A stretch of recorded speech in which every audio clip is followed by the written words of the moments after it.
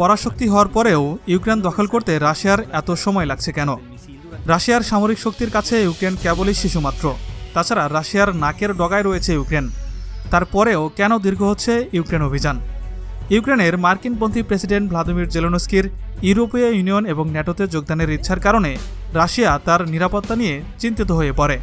কারণ ইউরোপীয় ইউনিয়ন এবং ন্যাটোর অন্যতম লক্ষ্য রাশিয়াকে কোণঠাসা করে রাখাই এদের অন্যতম উদ্দেশ্য।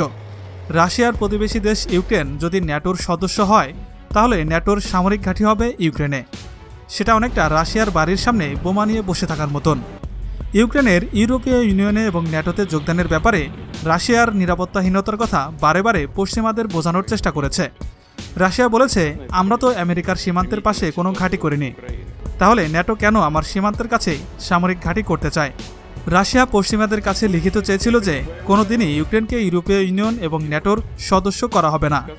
এ নিয়ে অনেক আলোচনা হলেও পশ্চিমারা রাশিয়াকে এ ব্যাপারে কোনো লিখিত গ্যারান্টি দিতে পারেনি। সবশেষে রাশিয়া তার নিজের নিরাপত্তা নিশ্চিত করার লক্ষ্যে 24 ফেব্রুয়ারি ইউক্রেন অভিযানের আদেশ দেন প্রেসিডেন্ট ভ্লাদিমির পুতিন। অভিযানের 10 দিন পেরিয়ে গেলেও এখনও রাজধানী কিয়েভ দখল করতে পারেনি রাশিয়ান বাহিনী। ফলে রাশিয়ান বাহিনীর প্রকৃত ক্ষমতা নিয়ে উঠেছে অনেক প্রশ্ন। বিশ্লেষকরা অবশ্য এ ব্যাপারে বিভিন্ন যুক্তি দাঁড় করিয়েছেন। অনেকেই বলছে রাশিয়া ইউক্রেনকে আসলে কোনো প্রতিপক্ষই ভাবছে না।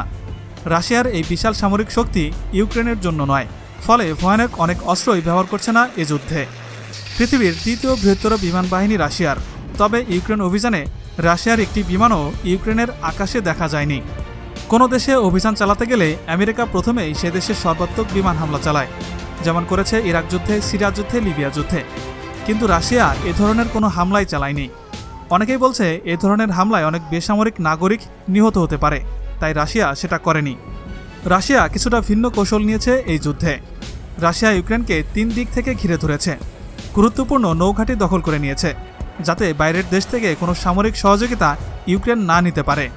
রাজধানী কিয়েভের অভিমুখে দীর্ঘ 65 কিলোমিটার এর সামরিক বহর কয়েকদিন যাবৎ একই জায়গায় থমকে আছে। এ যুদ্ধে রাশিয়া কোনো তাড়াহুড়া করছে না। রাশিয়া চাইলেই মাত্র কয়েকদিনেই জোরদার হামলা করে ইউক্রেন দখল করে নিতে পারত, কিন্তু সেটা করেনি।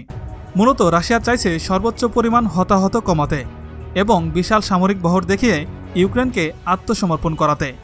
ইউক্রেন অভিযান কেন দীর্ঘ হচ্ছে এ ব্যাপারে ভ্লাদিমির পুতিনকে সাংবাদিক প্রশ্ন করলে বলেন, সবকিছু এখনও পর্যন্ত পরিকল্পনা মতোই এগোচ্ছে। রাশিয়া এবং ইউক্রেনের জনগণের মধ্যে ঐতিহাসিকভাবেই গভীর সম্পর্ক রয়েছে। এছাড়াও ইউক্রেন এবং রাশিয়ার অনেক আত্মীয় স্বজন উভয় দেশে বসবাস করে এবং তাদের ভাষাও এক। এ কারণেও হামলা জোরদার করতে পারছে না পুতিন। কারণ হামলা জোরদার করলে নিজ দেশের জনগণের তোপের মুখে পড়তে হতে পারে পুতিনকে। এছাড়াও ইউক্রেন কিছু কিছু জায়গায় তুমুল প্রতিরোধ গড়ে তুলতে সক্ষম হয়েছে।